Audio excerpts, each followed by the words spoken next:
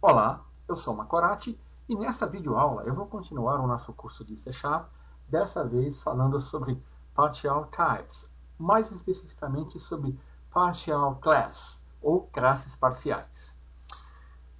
Usando o conceito de Partial Class, nós podemos dividir a definição de uma classe em mais de um arquivo físico.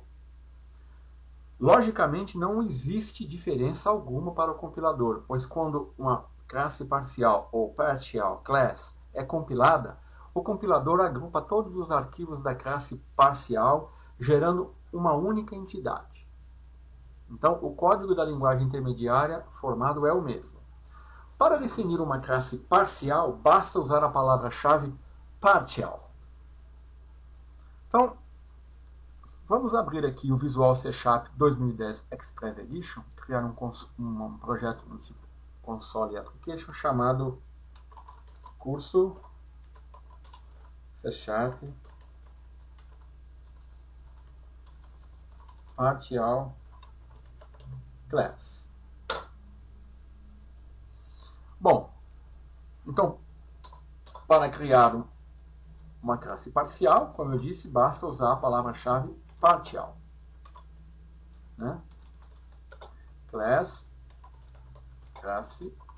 parcial. Essa classe aqui, criar um método nela, né? Void método 1.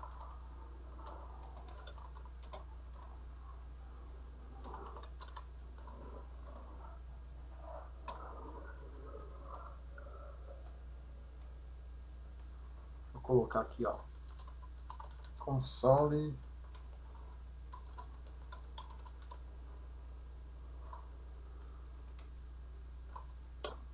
pronto. Então, eu acabei de criar uma classe parcial, né?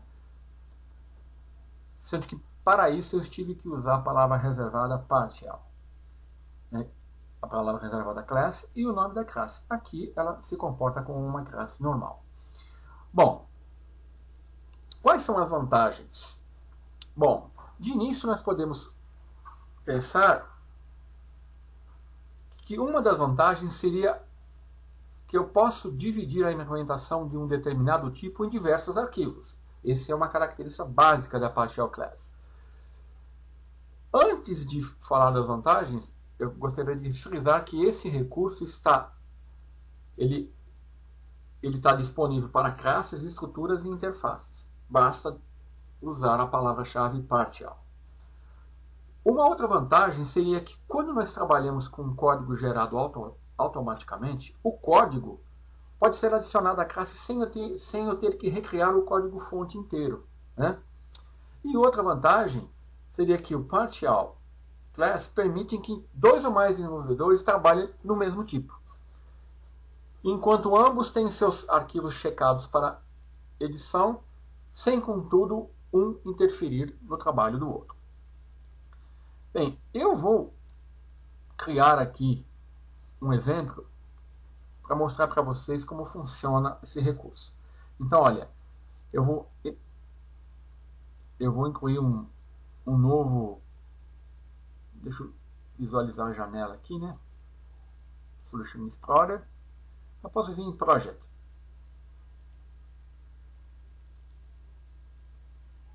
Project Add Class. Eu vou incluir uma classe. Aqui eu vou chamar arquivo físico, tá?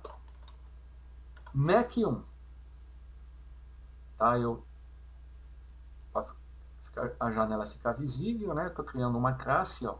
Estou usando o template class. Estou chamando ela de Mac1. Tá? Nessa classe, eu vou torná-la partial. Então eu vou dar public partial class Mac1. E aqui eu vou criar um método, né? Método 1.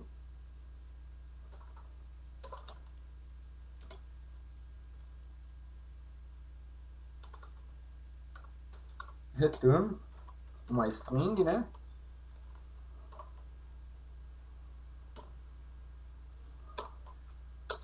E aqui vou criar outro método. Método 2, outra string, C#. Então, uma classe parcial chamada Mac, e o arquivo físico dele é Mac1. Agora eu vou criar uma outra classe chamada Mac2. O arquivo físico é distinto, né? Estou usando aqui o template ou modelo class. E aqui também eu vou transformá-la em uma classe parcial. Só que aqui eu vou definir uma propriedade chamada nome,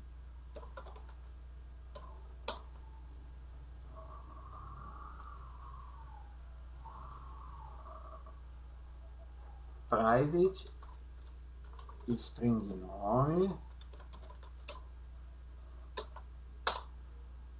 certo? E um construtor, public Mac.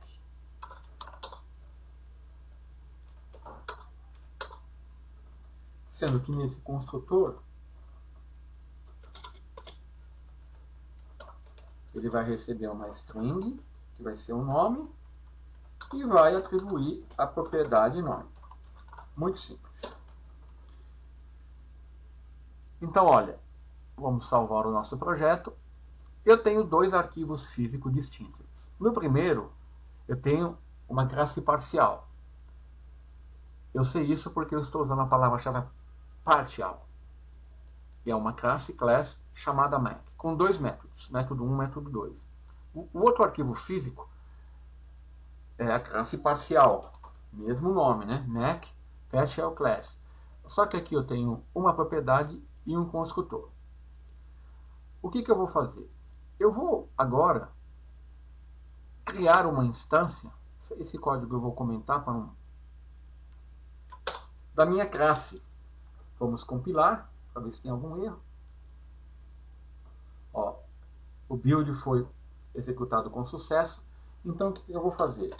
Ó, a classe Mac,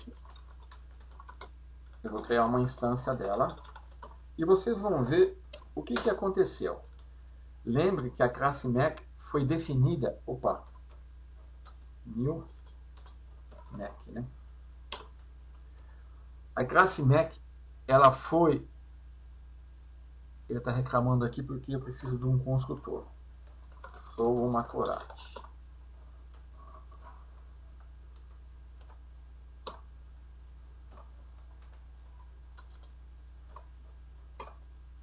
Pronto. Então eu criei uma instância da classe Mac. Olha, vamos ver o que é essa classe Mac. Ela é uma classe parcial. Aqui, e ela está dividida em dois arquivos físicos. Aqui eu tenho dois métodos e aqui eu tenho uma propriedade e um construtor. Então, eu tenho uma classe parcial dividida em dois arquivos físicos. Então, eu estou criando uma instância da classe, né? Note como ela só tem um construtor e ela recebe um parâmetro. Para mim criar uma instância, eu tive que passar um parâmetro para ela. Então, olha só, tá? Eu vou imprimir, vou dar um console, write line, e aqui, ó,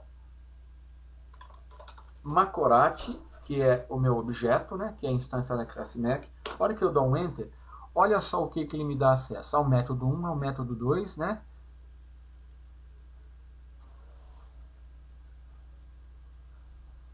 Deixa eu colocar... Bom, a propriedade está privada e o construtor. Então, note que eu tenho acesso a toda a classe.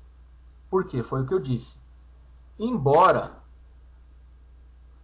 os arquivos, a classe parcial esteja em arquivo físico distinto, não há diferença alguma para o compilador. Então aqui, olha, eu posso acessar os métodos, né? Método 1,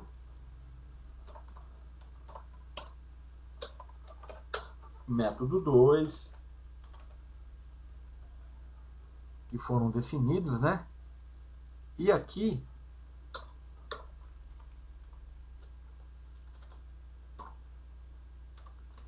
o nome eu não tenho acesso porque ele foi definido como privado. Então vamos ficar assim mesmo. Quando eu executar esse código, apenas para provar, né?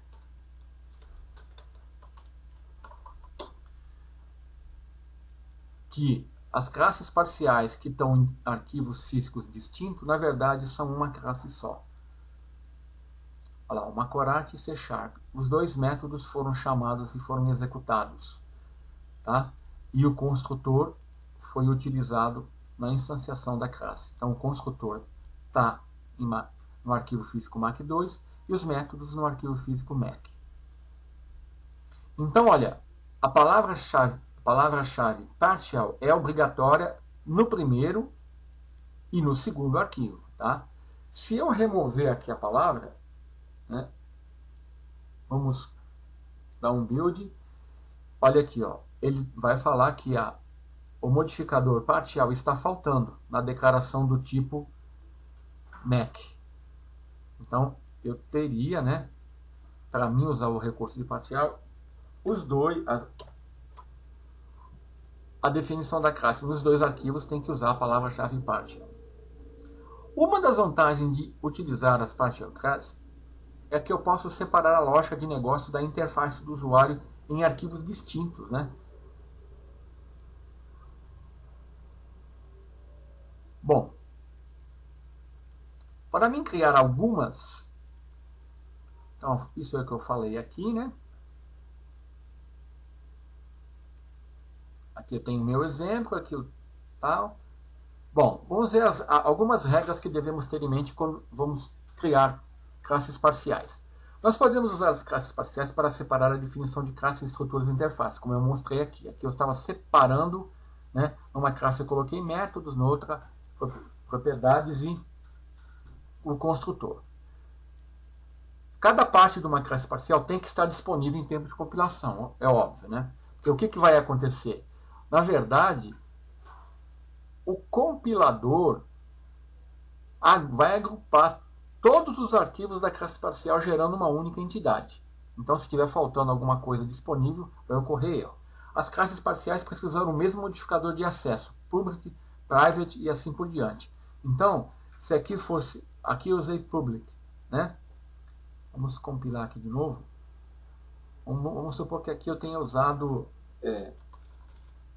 protected. Vamos compilar.